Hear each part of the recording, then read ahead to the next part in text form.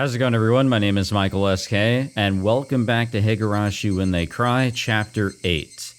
So this is going to be a interesting episode for all the wrong reasons, but before we get into that, the last episode was about finding Takano's motive. I mean, we already know what it is.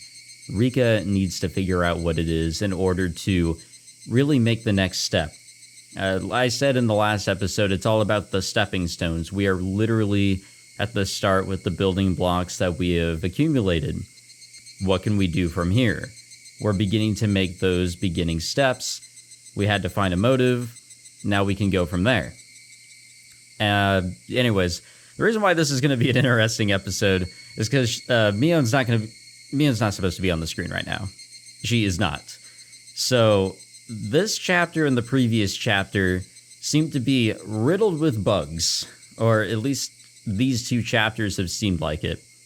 The last chapter, I actually had my first ever crash in this playthrough.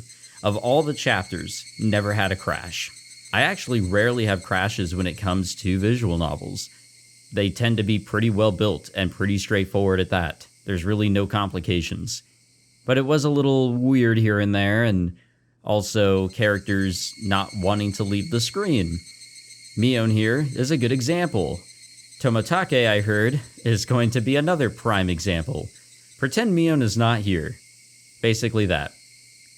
I'd only asked for Tomatake. Yeah, just please pretend Mion's not there. She's not supposed to be. I don't know how to get rid of her, but she's not supposed to be. Like look, she's there. She's still there.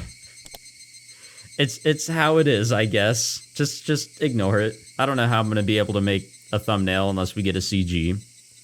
But Irie had to come with him. Irie must be bothered by what I told him this morning, but he can't come to a conclusion on his own, so he wants Tomatake to listen to me too. After saying that he wouldn't interrupt us, Irie sat down a little distance away. 入江所長に聞いたよ。どうして君は高野さんを疑ってるんだい？だってそんなことをしたら大変なことになるのを一番よく知っているのが高野さんじゃないか。それに高野さんは君や里子ちゃんにあれだけ親切にしてくれたんじゃないのかい？ Oh, I also want to mention one thing. No flack to the 07th team, the mod team that is, for putting together these patches that bring the console sprites, the music, and whatever else to the game. They do an incredible job, and they do it really out of the kindness of their heart. It's what they really like to do for the community. So no flack to them. Really happy with the patches that they've thrown out. I did actually update this visual novel game, Chapter 8 specifically, hoping that it fixes things, but there's only one way to find out. Sorry. Back onto the show here. 命を狙ってるように感じるなって、ちょっと高野さんに悪いようには思わないかな。I expected this from Tomatake. If I was in the same mood as I was this morning, I probably wouldn't have continued. But having expected this, I'm able to continue without getting upset. 富武、正直に答えてください。そして、真剣に考えてください。正常な高野なら、僕を殺すようなことは絶対にないと思いますですが、今の高野は、絶対に僕を殺さないという保証はありますですか？それはどういう意味だい？高野は、Hinamizawa症候群の研究に生涯をかけてる。それは事実。うん。ここだけの話、Hinamizawa症候群の研究は彼女が中心なんだよ。入江所長は表向きのトップで、研究の一番の中心は高野さんなんだ。これは内緒だけど、実はHinamizawa症候群は彼女のおじいさんが見つけたものなんだよ。高野さんはそのおじいさんを特に尊敬していてね。その研究を自分が受け継いで完成させると意気込んで入江機関を設立したんだよ。そんな高野にとって研究の方針が変わり、3年で研究を終了と宣言された現在の状況はどんな気持ちなの？高野は単身上京して研究の続行を訴えたけど却下されたんでしょ。それは高野にとって自分の人生を否定されたことと同じ。とても傷ついたんじゃないの？リカちゃん、君はどこでそれを？ Tomitake went silent for a moment. He must have realized that I'm not just saying random things. リカちゃん、確かに高野さんが新理事会に説明しに行ってかなり悪い評価をされたという話は聞いてるよ。伝え聞く話だと相当研究をバカにされたらしい。予算食いの無駄な研究だみたいに言われてね。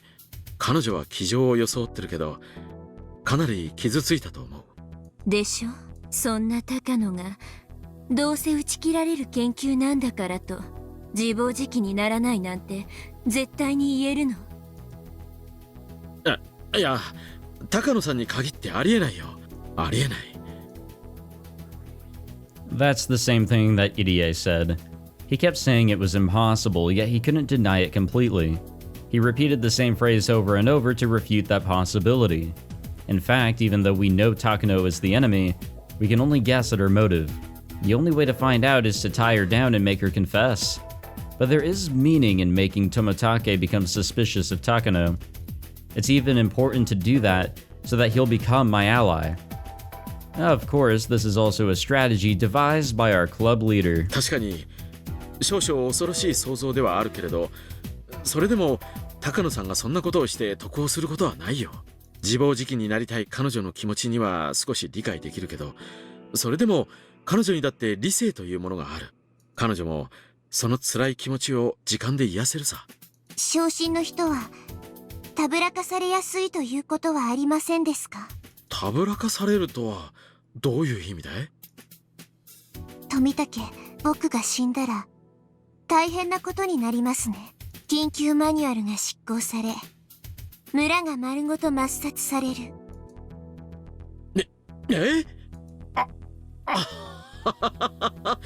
そうなのかい？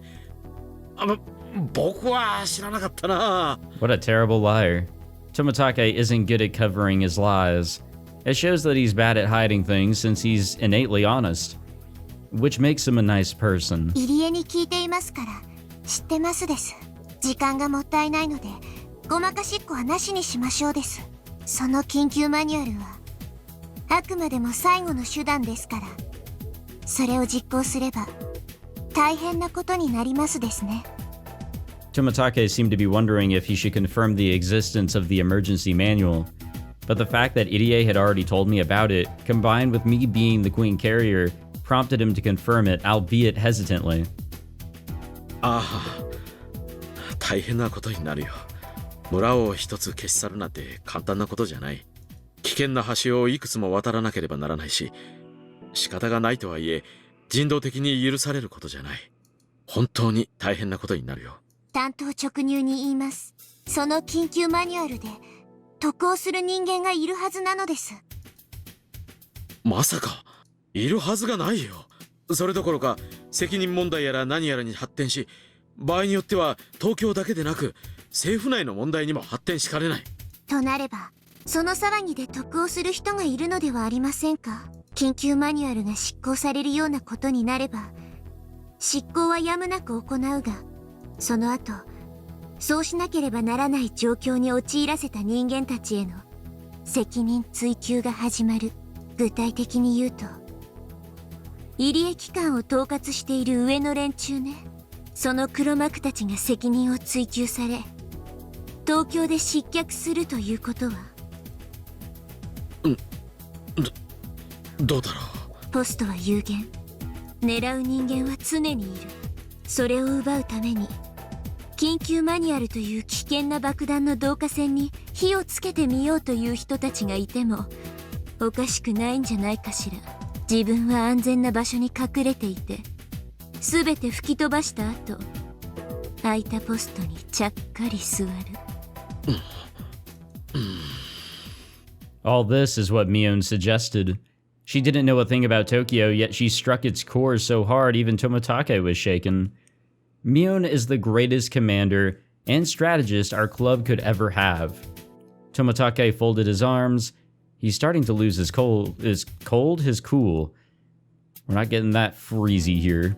I think he realizes that what I'm saying isn't mere nonsense. 確かに最近東京である大物が死去してね、それに伴い後釜をめぐって派閥抗争がとても激しくなっているんだ。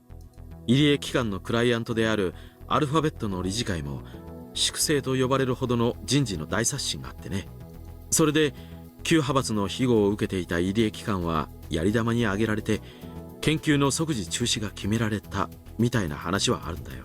そんな中、もし私が死に緊急マニュアルが執行されなくてはならなくなったら、入江機関とその黒幕の理事会、そしてそれを要する派閥は必ず責任を追及される。本来ならhinamizawa症候群などという危険な爆弾の存在は東京以外は誰も知らないから安全だけど、東京の中に敵ができた場合に限り、その敵にとってhinamizawaはあまりに簡単に爆発できる爆弾となる。それはリカちゃんの創作かい？創作ですか？事実ですか？どうだろう。 But if I think about what's going on in Tokyo... でも今の東京のゴタゴタを見ていると、なるほど、そんな恐ろしい絵を描いている連中がいたとしても、いや、ありえるかもしれない。富武はいい人です。親しい友人のことを信じる。だからそんな富武にこう言えば受け入れてもらえないことは分かってる。でも入江機関への監査役である富武兄に僕は訴えねばなりません。まさかそれで高野さんだというのかい？はい。研究の継続を却下された高野は自分の人生を否定され、さらには理事会からこき下ろされてとても傷ついています。それはいつもそばにいる富武なら分かっているはずです。その昇進の高野に彼女を利用したい何者かが接触し、そそのかすというようなことはありませんですか？傷ついた人は自分を理解してくれる人に心を許してしまいやすい。高野に東京での混乱を目論む何者かが接触して取り入り、何かを焚きつけたかもしれないのです。Tomitake insisted that Takano-san would never do that. He repeated it a few more times, but then he fell silent again. Tomitake is an adult. He must have experienced some heartbreaking events himself. That's why he can understand that Takano is very hurt, and that it's possible that someone is using her. リカちゃんの言い分は分かったよ。僕も高野さんを本当の意味で信じるために、そういう疑いがないことを先に晴らしておく必要があるね。富武、すぐに山犬の小野木君と東京に連絡して、高野さんの近辺に不審な動きがないか確認させるよ。山犬は傍聴が専門だから。Well, that's kind of the problem here. The whole, organization here is being used. ダメです。山犬も高野の手先です。なんだって？高野を懐柔するような相手です。もちろん山犬にだって手を打っています。それはありえない話じゃない。山犬は傍聴部隊。仮に入江機関に内通者がいても、彼らが任務についている限りとても困難なはず。なら山犬ごとということもありえるのか。しかし富武、高野と山犬に内緒で調べてください。入江は僕の味方ですが、東京については詳しくありません。はい、私は一研究者に過ぎません。所長という肩書きも彼らの都合でもらったお飾りに過ぎないことを認めます。ですから私ではリカさんの疑念を晴らしてあげることができません。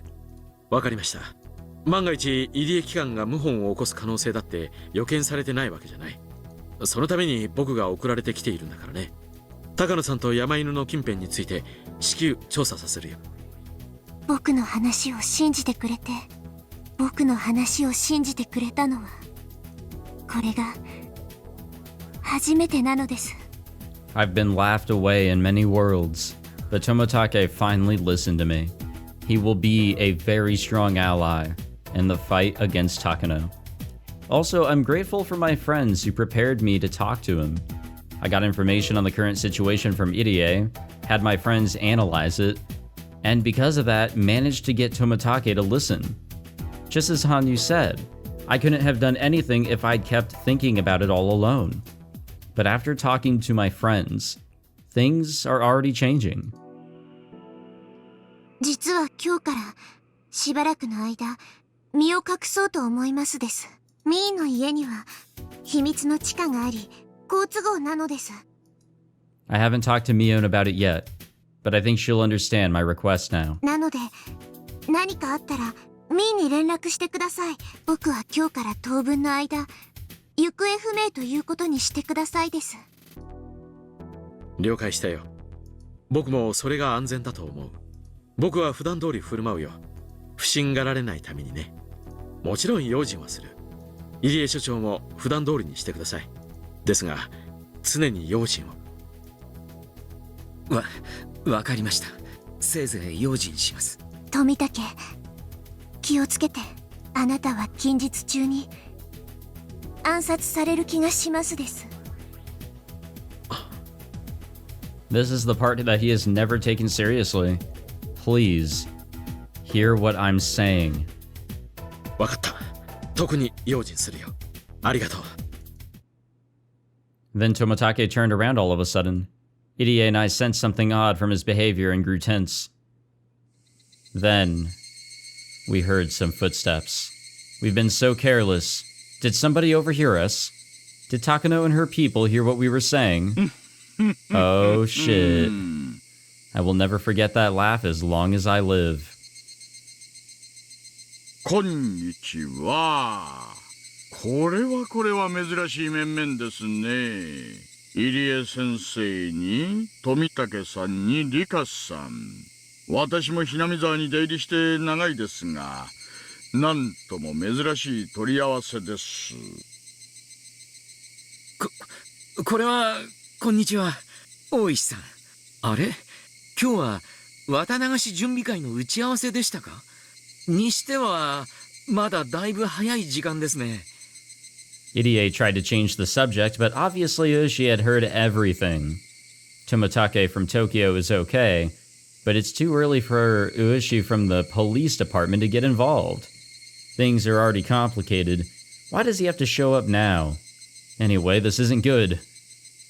いえね、ご自宅にお伺いしましたら、北条さんにこちらにおられるとお聞きしたもので、そしたら皆さんの密会にばったりと出くわしてしまったというわけだったのです。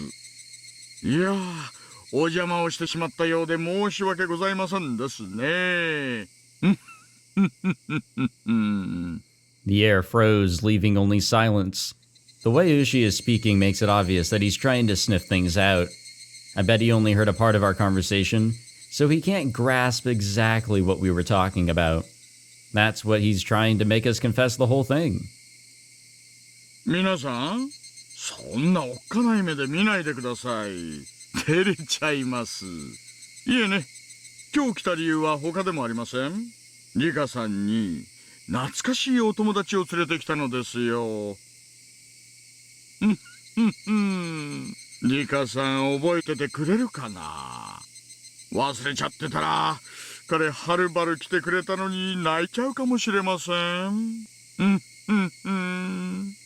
What? Who? I can only think of one person. But did he ever come here in June 1983? But who else would come visit me? さあさあ、どうぞどうぞ。 And there he is. Ueshi encourages a viral young man to enter. He looked a lot more mature than the last time I saw him. Okay, so, not to be an asshole or anything like that, but, fuck the people that decided to claim this song track, this sound here, this music, this lovely piece, I guess on legal grounds or whatever, thinking, oh, fair use doesn't exist on YouTube. Back in episode 19, in the very beginning, you can hear me talking all over this piece right here, but they claim it is theirs. Me talking over their piece is apparently theirs and not fair use. So yeah, fuck you guys. They haven't, released it yet, but I have disputed it. We'll see how that goes. Maybe I'll give an update. So that's how I'm going to always feel whenever I hear this now. So thank you to those that decided to claim this on... I guess it is the actual people that have the licensing and whatever for this. But fair use says I'm in the right. So just deciding to throw that out there. Akasaka. Am I the asshole?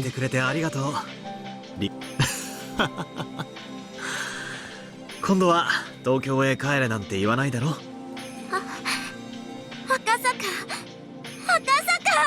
Yeah, the thing is, Rika doesn't actually remember the previous world, where he did actually come back. And the thing is, I'm not really sure what changed for him to come back at that point. 君のメッセージ、ちゃんと覚えていたよ。あるいは一度忘れてしまったのかもしれない。でもそれを忘れたらきっとものすごく後悔するに違いないんだ。だからちゃんと思い出したよ。君が教えてくれたから幸恵に電話して彼女が事故に遭わなかった。だから君は幸恵の恩人なんだ。その恩を私は今返しに来たんだ。本当に長いこと忘れていた気がする。でもようやく思い出したよ。長いこと待たせてすまなかったね。本当に長いこと待たせやがったです。そしてこんな最後の最後の世界で本当に都合よく帰ってきやがったのです。赤坂。私は無条件で君の味方だ。 Hell yeah. 君のどんな不思議な話も信じるよ。そして君の命を狙うという敵を必ず打ち砕いてみせる。 Akasaka remembered some strange things as he talked to me. He remembered the sad world where he lost his wife working on the kidnapping case in Hinamizawa. He forgot about me because of the despair, and only remembered her afterwards. He regretted not being able to do anything for me. That memory from a different world brought Akasaka here. Akasaka calls himself my ally. That means a lot to me, since I never thought I'd have my allies at all, or have any allies at all. I can only bury my face in Akasaka's chest and cry. いや、私は見てませんよ。東京に奥さんがいるのに、南沢にこんな幼妻の現地妻がいたなんて知りません。知りませんよ。大井さん、違うんです。そういうのじゃないんです。赤坂。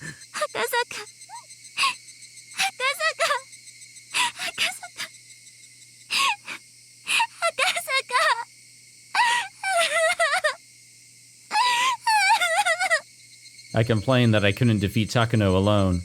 Hanyu admonished me.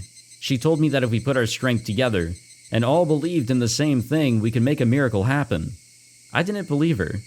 But after I talked to Irie, my friends, and Tomatake, things were getting better and better. And now Akasaka is here too. Was Akasaka supposed to be coming back? Or is this a miracle? Miracles do occur. This man never helped me even once before, yet he might be my most dependable ally. Now he's back, and he's even telling me that he's my ally no matter what. ね、起こるのです。奇跡は。起こるね。起こせるね。まだまだ力を合わせたなら。そしたら、昭和58年の呪いを打ち破れるくらいの奇跡を起こせるのかな。起こせますです。だって、昭和58年6月は、みんなが手を取り合わないと破れないのですから。Hanyu, who used to just be a bystander, is now persuading me. She's admonishing me for pretending to fight while I, too, was actually just a sulky bystander. 大丈夫かいリカちゃん。ごめんなのです。ちょっと懐かしかったので取り乱してしまいましたです。I wiped my tears and tried to hide my embarrassment. The Higurashi continued to cry. The Higurashi had been trying to remind me of something very important. I felt like they had taught me something important, and yet my eyes grew teary again. これは驚いた。リカちゃんに素敵な彼氏がいたものだね。I guess we're just going to go along with that story. 自己紹介します。私は赤坂守、警視庁公安部の資料室第7室に勤めています。東京の公安部資料室は確か内調別室並みの極秘部門ではありませんでしたか。秘密警察の批判もあるような極秘の強行捜査部隊だったはずです。No department would be foolish enough to slap secret onto the name for the secret division. Real secret divisions have boring names meant to fool the average person. And that's true for Akasaka's department too. It's called a reference room, but they don't manage documents. お詳しいですね。公安部資料室の正体を知っている方がいらっしゃるとは思いませんでした。先ほどのお話から察するに。どうやら訳ありの方とお見受けします。いや、ちょっとマニアでしてね。たまたま知っていただけなんですがね。富武さん、この際だから本当の自己紹介をしちゃいません？私もあなたがただの旅行写真家じゃないだろうってずっと思ってきましたから。いやいや、そんなことはないですよ。僕は写真が趣味なだけのただの。What a waste of time this conversation is. This is the final world after all. 富武は僕たちと東京の間をつなぐ連絡のお仕事なのです。でも僕の味方なのです。リカさん。Tomitake and Irie yelled simultaneously. To them, it's an extremely important secret, and if someone were to find out, they'd get eliminated by the mountain dogs. But it's okay now. There's no point of continuing to have suspicions and doubts. I've had enough of that. It's already obvious Tomitake isn't telling the truth, but he's still trying to deny what I just said. 入江所長さんでしたね。5年ほど前、私が誘拐犯たちとの乱闘で怪我をした時、お世話になりました。あの時は丁寧な治療を本当にありがとうございました。あの時の。いえいえ、自分の仕事をしたまでですよ。そして入江診療所には入江機関という別名もあるそうですね。いえ、どうでしょう。入江先生、もう隠し子はなしにしましょう。私たちさっきしっかりと聞いちゃってるんですから。Well, they really were listening in, huh? 先ほど入江機関のクライアントのアルファベットとおっしゃいましたね。実は皆さんがお話になられなくてもその一部始終を存じております。Oh, perfect. That really speeds things along, to be honest. つい最近まで私の第7室は巨額の裏金ルートとそれを牛耳る黒幕たちを内偵していました。I knew there was a connection there. I just knew it. アルファベットプロジェクトとはその裏金ルートのうちの一つです。Akasaka is holding the top secret document he got his hands on a few days ago. This document records how certain people were given public funds from ministries and government offices for assisting with various projects. These masterminds claim that they were attempting to revitalize Japan by using secret money and secret methods. But that was just a lie, even amongst themselves. The masterminds of these projects were making an enormous profit off of them. If that became public knowledge, Japan would be shaken to the core, and the government would be overthrown. That was what they were told, and that was the reason why the investigation was discontinued. 最初にお断りしておきますが、第7室のこの調査はすでに中断され、私たちはその任を解かれています。ですので、私は業務上知り得たことを勝手に口外しているに過ぎません。もちろん、私は雛見沢へは休暇として訪れています。そこだけ、誤解がないようにお願いいたします。Tomitake is still trying to hide his identity, but Irie isn't. He must have made up his mind since Akasaka already knows about the Alphabet Project. その裏金ルートから毎年巨額の資金が入江機関という岸骨市内にある研究機関に流れ込んでいることがすでに分かっています。そして入江機関という機関名には括弧書きで入江診療所との補記がされています。そして入江機関トップは自衛隊から出向している二等陸佐入江京介氏とも。兄さん、入江先生、あんた自衛隊の人だったんですか？違います。私は自衛隊なんかではありません。富武さん、もうお話ししましょう。それに私たちのクライアントはともかく、これ以上しらばっくれるのはかえって大石さんたちを疑わせるだけだと思います。入江の言う通りなのです。大石はきっと僕たちの味方になってくれますです。I'm starting to feel like even Ueshi could be our ally. That would be incredible. Yeah, to properly have the police on our side without all this garbage about the Sonozaki family. Tomitake finally gave in and admitted everything. In his place, I explained to them the existence of Hinamizawa syndrome, the Irie clinic that was established to research it, what's special about myself, and finally about the invisible conspiracy that revolves around it all.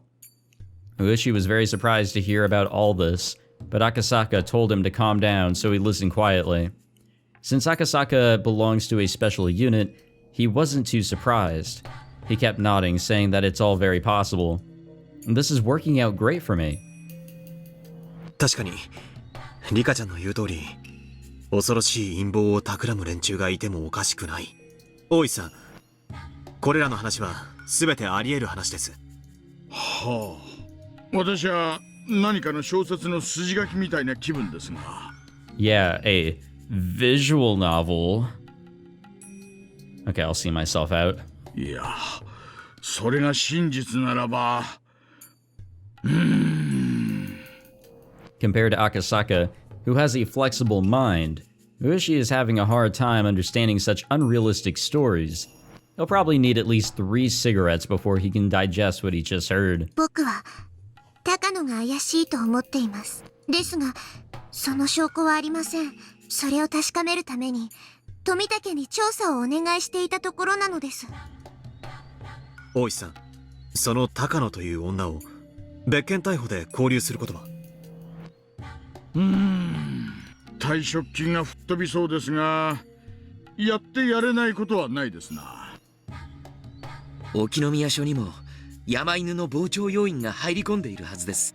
多分大石さんがそれを実行しようとしても署内で圧力がかかるはずです。高野さんの調査はこちらでするので、それまでは変に警戒されるようなことは慎んでいただきたいのが本音です。そうですね。高野氏の調査は富武さんの機関の人間にしかできないなら、警察が余計なことをしない方がいいかもしれません。それにどうも関わる山が大きすぎる気がします。大石さん、冷たい言い方をしますが、あなたはここで引かれた方がいいかもしれません。赤坂さん、それはどういう意味ですか？先ほども言われました通り、大石さんは今年で定年じゃないですか。長かった危険なお仕事がようやく終わり、そのねぎらいとして退職金を得られる直前にいる。お金は大事です。家のローンの完済や老後の蓄え、そして第二の人生の支度金ですが、今回の山は危険すぎる。私の勘から言って、この山は多分最後にはなかったことにされる。つまり全てを失う覚悟がなきゃ、今からでも遅くないから引き返せってそうおっしゃるんでしょう。そうです。大石さんほどの方にこんなことを言うのは、若輩の身には過ぎたことと分かっています。ですが、私は今日まで、一般警察とは次元の違う山にいくつも関わってきました。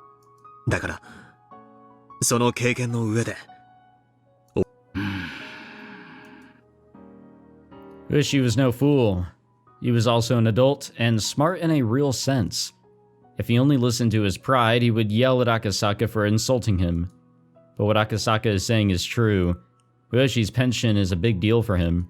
People live far beyond their retirement. They still have 10 or even 20 years left after that. Their pension is the basis for that second life. A pension isn't ordinary money. It's very, very valuable. People receive their pension for working hard on rainy days and windy days and even enduring the moments when their bosses give them a hard time.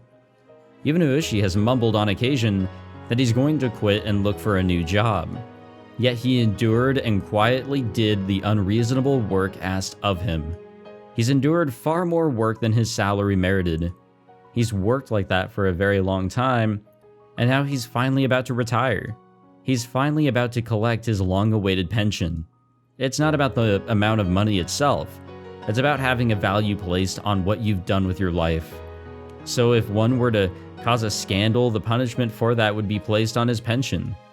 One such deplorable event can erase Ueshi's entire life as a policeman, and that's not something that can be treated lightly. Akasaka is still young. Even if he loses his job, he will be able to find a new one. But Ueshi is too old. The repayment of his mortgage was planned around his pension. Ueshi is a grown-up's grown-up, and that's why he can't do anything reckless. Akasaka knows that, and that's why he said that Ueshi should back down. Ueshi understands it too, so Akasaka had to ask him that tough question in order to find out how strong Ueshi's commitment was.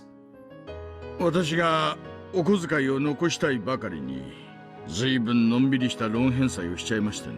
もっと繰り上げ償還とかしてりゃ、利子の分得をできただろうに。博打やらお酒やら、そんなものに使うお金が残したくてね。もし私がツケを退職金に回すような人生を選ばず、もっともっと賢く生きてきたなら、ここで私はかっこよく、懲戒なんか怖くないって意気込むところなんでしょう。Ueshi's fists were trembling. That's how he sheds his tears. でもね、それでもね、私は刑事なんですよ。いや、そんなのはもうどうでもいいのかもしれない。私は墓前で誓ったんですよ。おやっさんを殺した犯人を必ず挙げてやるって。それつまり、おやっさんを殺した犯人を挙げるまで、私はいつまでも刑事でいるって誓いなんです。それはつまり、私が警官かどうかってことじゃない。私が敵を取るその日まで、たとえ懲戒を食らったって刑事魂を忘れないってことなんです。その私が懲戒免職が怖いって、退職金が不意になるかもしれないのが怖いって、ああ怖いですよ。何千万って金が入ることを当てにした人生設計が全部パーになるんですよ。北海道でのんびり家庭菜園を楽しんで、すすきので遊んで社交ダンスを始めて。Wait, what? それがパーになるの何が怖いってんですかね。私の刑事魂はそんなもんだったんですかね。Hinamizawa村連続開始事件の真相を暴く、夢にまで願った真相の扉が今ここにあるってのに。くそー、ちくしょー。警察手帳を叩きつけりゃいい。警察なんていつでもやめてやるってなんで言えないんだ。くそー、ちくしょー。Well, that got emotional, somehow. Nobody could say anything in response to Ueshi. He's at a crossroads, the crossroads of a person who has worked so hard and so humbly for so long. How could the young people who know nothing about what he's had to go through say anything at all? 大石さんは確か殺された現場監督さんのご友人でいらっしゃいましたね。ねえ、友人であり兄貴であり親父でした。私は形式だけとはいえ入江機関の長です。多分リカさんをめぐる陰謀が暴かれれば、必ず私にも飛び火し、何らかの形で責任を取らされる日が来るでしょう。そうですよね、富武さん。His position exists for exactly that purpose. To the Institute as a whole, Irie is there simply to cover for Takano's research. Tomitake, of course, knows about that, and even Irie has started to realize it. Even if Irie hadn't done anything wrong, he would have to take the blame, as the person in charge of the Institute. That was how every organization purged itself, by forcing someone to take the blame and reshuffling members. That's why leaders get more money. すべてが終わったら、大石さんにHinamizawa村連続開始事件のすべてをお話しします。本当は終身の秘匿義務があるのですが、お目こぼしをくださいますよね、富武さん。私は何も聞いていませんので。As an honest man, Tomitake can't say yes, so pretending to ignore it was the best he could do. いやいや、そういうわけにはいきません。そいつは皆さんに協力した勇気ある大石クラウドに教えてやってください。退職金が欲しくて保身に走るみっともない大石クラウドには過ぎたもんです。He faced a dilemma, even though the truth behind the mysterious deaths he sought so hard was right in front of him. He couldn't just accept it with his head held high. To understand what he's going through, one would have to live the life he did. His dilemma is very vast and very heavy. Young people couldn't possibly understand. 私に考える時間をもらうことはできませんかね。真相を暴き、悪を打ちたい気持ちはあるんです。そのために勇気を持つ時間を少しだけもらうことはできませんか。 Why is he even asking? Nobody here will force him to make up his mind. Of course, I won't either. However, Oshi needs someone's approval. Oshi is still passionate about his work as a police officer, yet he isn't brave enough to take on this case. He wants somebody to forgive him for that. But nobody can do that, and nobody can stop Oshi from crying. はい、その時間を僕は許します。Hanyu? How long has she been there? Hanyu has arrived and I didn't see her come in. But then again, she's always around. Hanyu is the guardian deity of Hinamizawa after all. あなたが決心するのに必要な時間を僕は許します。あなたは今日まで自分に素直であり、そして厳しくもありながら今日までの人生を積み重ねてきました。そんな決して軽くない人生だからこそ、決断を求められる時にもその選択肢は重みを得るのです。軽々しい選択や蛮勇は決して誇らしいものではない。真に誇るべきなのは、あなたのような真に重い人生を歩んできた者が本当に重い選択をした時なのです。She might sound arrogant to us, but that was exactly what Ueshi needed to hear. Right. Who among us has the right to admonish Ueshi, the eldest one here? No one. No one should be able to. Nobody but one. The one who's been protecting humans for over 1,000 years. Hanyu. あなたが冷静で落ち着きある選択をしようとも、私はあなたを称えましょう。それがあなたの悩み抜いた選択である限り。初めて会うお嬢さん、ありがとう。なぜか一番嬉しかった言葉です。臆病な私に時間を許してくれてありがとう。If it was me, I would have asked Ueshi to be my ally and asked him for help. But that wouldn't have reached his heart. Wanting help is my selfish request. I don't know anything about the life he lived, and that's why my words wouldn't reach him. But Hanyu's words did. Hanyu has never told me this, but I can tell she's been watching Ueshi since the day he was born. She's been watching all that he went through. That's why she can say that. And why what she said could reach him. Only Hanyu can do that. 入江先生、たった一つだけでいいんです。教えてください。何でも聞いてください。私はおやっさんをバラバラにして殺した連中を裏で糸を引いていたのは園崎家だと信じて追ってきました。それは正解ですかね？いいえ、不正解です。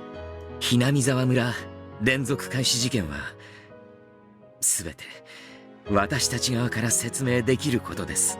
そうですか。Ueshi pretended to scratch his head. For so long, he pursued the case with that belief, yet someone deeply involved was telling him he'd missed the mark, so he must be feeling at least some frustration. What Irie said wouldn't be enough, so I have to continue. 大石お社様のたたりと呼ばれる事件はどれも村人の暗躍によるものではありません。園崎家も御三家もそして村人も一切が関係ないのです。There were only misunderstandings, misinterpretations, coincidences, tragedies, and comedies. The real identity of the curse of Ayashiro-sama is simply a series of misinterpretations. It only looks like the villagers are acting in secret. それじゃあ私が今日まで集めてきた園崎家が裏でどうこうっていうのは全部ガセだったって。園崎家当主にはいかなる天才もすべて自らの差し金であるように振る舞うべしという秘密の家訓がありますです。園崎家は何も知らない、いやそれどころか毎年起こる事件に怯えてすらいる。でもそれを家の威厳に組み込むため黒幕を装っているだけなのです。そんな家訓があるんですか？なるほど、納得です。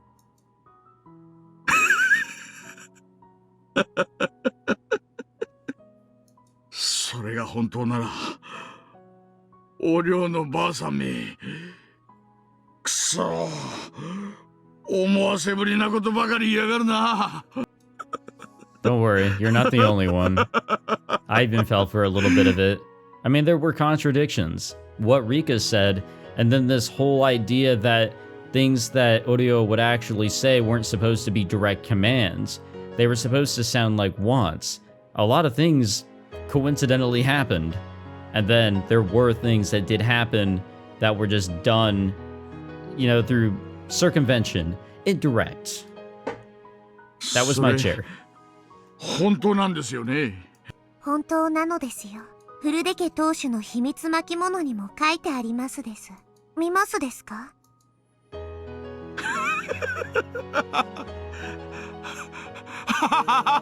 ？Ushi's losing his shit, guys. Oh my god.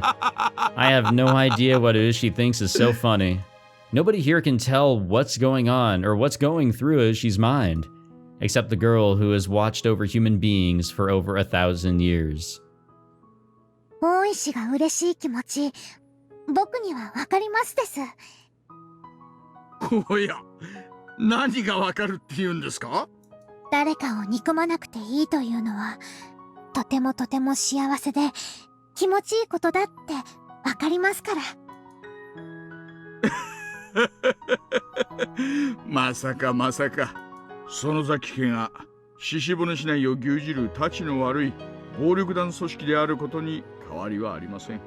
連中のとこのチンピラに刺されたこともありますからね。別に開始事件の黒幕でないと分かったからといって私にとって敵対的な存在であることが変わるわけではありません。まあそれだけのことなんですがなぜか愉快になっちゃいましたね。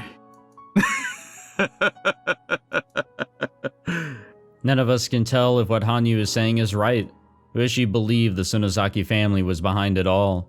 Now that he's learned that they're not, I'm sure he feels like everything he stands for has been made meaningless. But if Hanyu says that's not the case, to hate someone must be such a painful thing. I can't explain Ueshi's laughter. All I can do is speculate. Are we done? God damn it, we're not done with this fucking section? Whatever. We're gonna call it here. We are going to call it here. What an episode this has been. And you know what? No sprite issues. Maybe updating the game kind of helped. Going through and making sure that the Chapter 8 visual novel was all good to go with, it was like an update like a few weeks ago. So I think going on over to the website, downloading, installing the update was not a bad idea. That or I got lucky, I don't know. But it doesn't change the fact that these games sure are buggy. Another thing I just wanted to bring up, sorry about that little rant in the middle about that bit of the soundtrack. I kind of got a little heated there, but now hopefully there's no issues when it comes to copyright claims and all that. It doesn't do anything to the video. It's just kind of frustrating that I'm, doing everything I can do as a Let's Player. I want to make sure that the experience is great for everybody who watches these playthroughs, whether it's, Higurashi or whatever else. But fair use does say that if there is commentary over the music and the music is not the main focus, I'm in the good. And for my Steins Gate stuff and even Chaos Child here on the channel, and I'm sure Chaos Ed is next, there have been automated copyright claims on almost every single episode of all of that I've ever recorded. And the music is a lot quieter than what you hear in the Higurashi videos, I swear to you. That really does suck, having to go through each and every one and dispute each one over fair use, and I've won all of them. So it's frustrating. It is. So that's how I feel about that one track now. That is very unfortunate, but I at least wanted to share that all with you. In regards to this episode, goddamn, if anything, this feels kind of like a, not as emotional, but a very serious episode like what we saw out of Keiichi and the gang back in Chapter 6. It kind of felt like that. We're just getting everything out in the open. We're not trying to hide anything, even so Tomitake and Irie were really trying originally. We were finally just letting loose. And I'm here for that, honestly. We are getting the ball moving, and that's what I want to see. We are gaining allies. Hopefully, we're gaining allies. If anything, we definitely have Akasaka. I want to say that Tomitake is coming more so to our side. Ueshi in the police department, I don't know. I mean, Ueshi I can see as an ally already, but I don't know if he can go any further. I can kind of see where he's at, honestly. I don't understand the whole pension system personally, but I've kind of heard of it a little bit, so I can kind of understand that he is at a true crossroads of sorts. He has to figure out what is best for him, even so he truly wants to come to this conclusion. Anyways, guys, thank you so much for watching this episode. If you enjoyed, be sure to leave a like, subscribe, all that fancy jazz, and I will see you all in the next episode, hopefully with less rants. Take it easy, guys.